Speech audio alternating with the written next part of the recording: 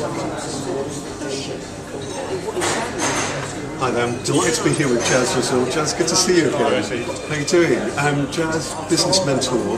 I know that you've got a very rich background, career. I think it started off with a kind of scientific spin. I know now it's got probably a little bit more of a spiritual spin as well as a business and enterprise kind of spin. And I just thought it'd be fantastic. I came along to the Holistic Media Group, which I know you kind of coordinate a while ago. And I want to talk to you a little bit about that, a little bit about your story, a little bit about what's important, a little bit about what's going on energetically at the moment, and so on. So I wonder if you'd just kick off by just telling everyone a little bit about yourself and your background. I was born originally in Pakistan. My parents were Indian, and I moved to Pakistan. And I was born there in the 60s, just not far from Kashmir and the Himalayas.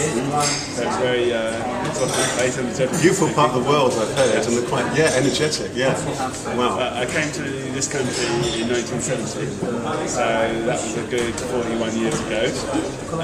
Educated here, did my degrees here, but I only really did my degrees, luckily, and only just, because there was a period in school where I was being bullied quite badly, and I was in the lowest classes, wasn't doing very well, I was truanting, and I realised there was something inside of me that was being suppressed.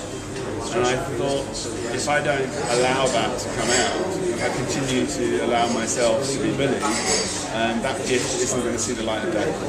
So I made a choice in my 5th year at school. I just said to myself, if anybody else so much lays a hand on me, I'm going to deck them. And that takes a lot of courage, doesn't it? Yeah. And sure enough, some bullies did try and do that, and I floored them. And I think those were the last occasions I was ever really violent physically to somebody. As a consequence, my grades improved. I ended up winning an award for maths at school because my grades improved so much in mathematics when I went to do A-levels. But they weren't good enough for me to go and do what I really wanted to do, which was go on and become an astronaut. Wow. So where did this idea of being an astronaut come along from? Was it that whole period of being born at that particular period of time and everything was about space, the whole new, I think it was Star Wars, actually. Yeah, okay. I wanted to be Luke Skywalker. Okay. I wanted to go gallivanting around the galaxy. Understandable, okay. And I just had it in my head to be an astronaut, and of course the careers teacher thought it was a bit of a fantasy. But a few years later, I actually got into Queen Mary College in University of London, and I actually started my astrophysics degree. And a few years after that, I actually graduated, and I actually had an astrophysics degree. Wow. And I was going to go to NASA and apply to be a mission specialist. And I was going to study the effects of gravity on consciousness, right? Because I'd heard all these astronauts who come back after their trips, and they'd all had, enlightenment and shifts in consciousness. So I wondered if gravity had something to do with that.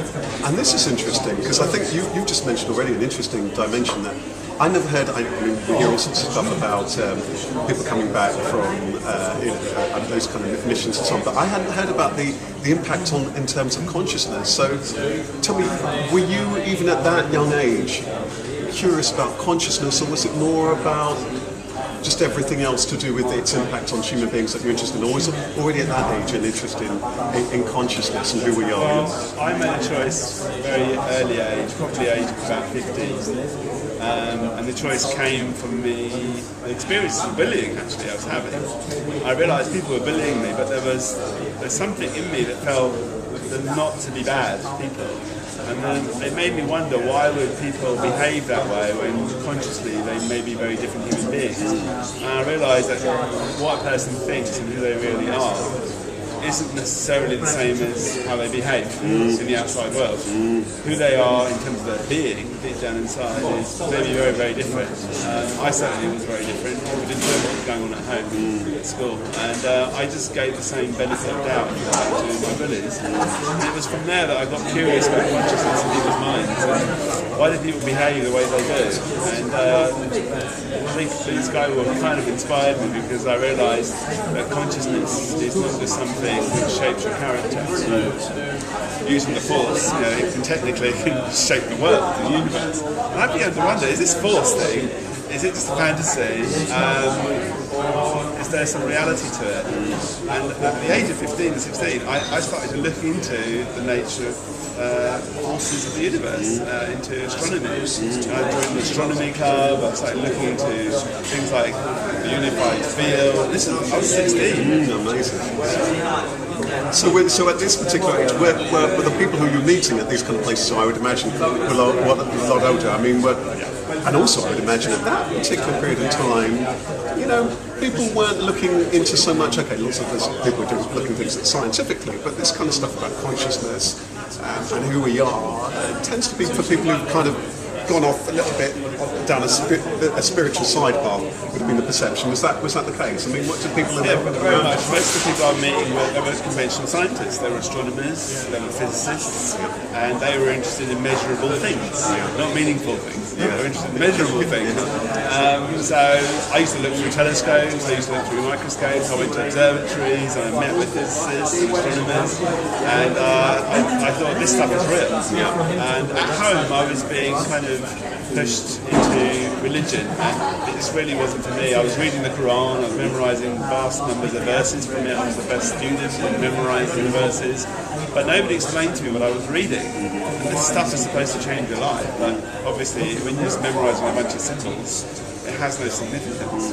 So when I started getting into science and all the symbols actually had meaning, and people started saying this explains something of the universe, I got really enthusiastic and I wondered whether science could possibly help me get meaning in my life, So at first I thought the way to do it would be to study astrophysics, because it literally looks at the creation of the universe and how it functions as a whole. So I thought that would be a good place to start.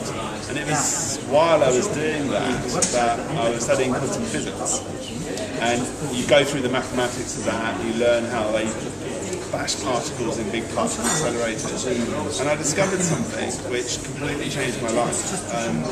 I was looking at an experiment that was done in the 70s, and two particles came out of a radioactive source, separated, and somehow they were able to communicate with each other, apparently at a speed which is faster than light.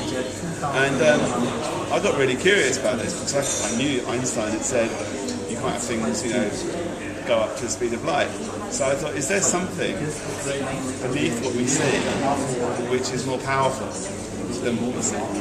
And I was looking at physics, so I was looking at measurable things, but I began to also feel there was something that was beyond what we see in everyday human potential, that was lurking beneath the surface too.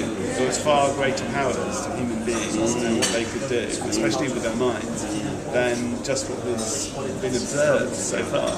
So I started linking the two things together, because a lot of quantum physics, they talk about how consciousness, the people who are making the experiments, can actually influence the experiment's results just by a shift in their own mind and perception. I thought, if that's the case, then our minds are somehow plugged into the creation of reality. And I just forgot about being an astronaut at that point. I thought, I want to find out about how the mind influences reality. And did that then, because Jazz, I'm fascinated by everything you're saying, and I'm mindful that we've only got a certain amount of time, and I'm willing to cram as much in as we can. I know when we met, I know that it was at a time where you had achieved a lot of success as a coach, working with organisations, and I know you'd worked with some very big corporates and all the rest of that, work with the mind, I guess, in a far more traditional, where are we now, where are we going kind of level, strategically and so on.